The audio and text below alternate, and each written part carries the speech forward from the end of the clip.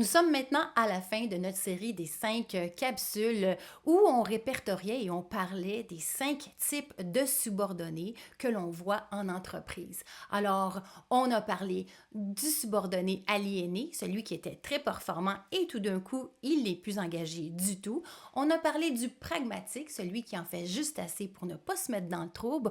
On a parlé du passif, celui qui attend qu'on lui donne des directives. Et on a parlé du conformiste, celui qui exécute. On pourrait croire que c'est un employé de rêve, mais dans le fond, c'est pas quelqu'un qui prend vraiment des initiatives. Aujourd'hui, je vous parle de notre subordonné efficace. Alors, si vous en avez un dans votre équipe, félicitations, il comprend vite, il prend des initiatives et il va pousser l'organisation vers l'avant.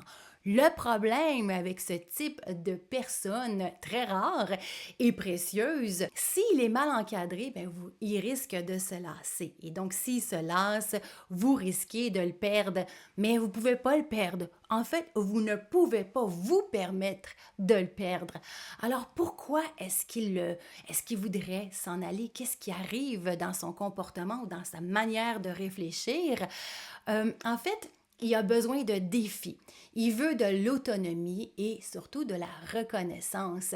Donc, s'il a l'impression de ne plus pouvoir évoluer dans l'entreprise et si on ne lui propose pas des opportunités d'avancement, c'est alors là une personne qui va finir par aller voir ailleurs. Mais vous devez le garder absolument avec vous.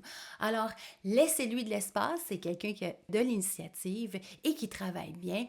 Donnez-lui des responsabilités importantes et surtout impliquez-le dans les décisions. Il veut partager et il veut s'impliquer dans l'entreprise.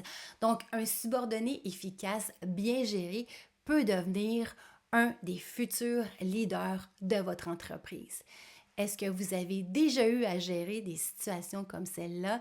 J'aimerais savoir qu'est-ce que vous avez fait justement dans ces situations-là avec des gens qui sont très performants et qui désirent évoluer dans l'entreprise. J'aimerais savoir quelle a été l'issue de votre conversation avec cette personne.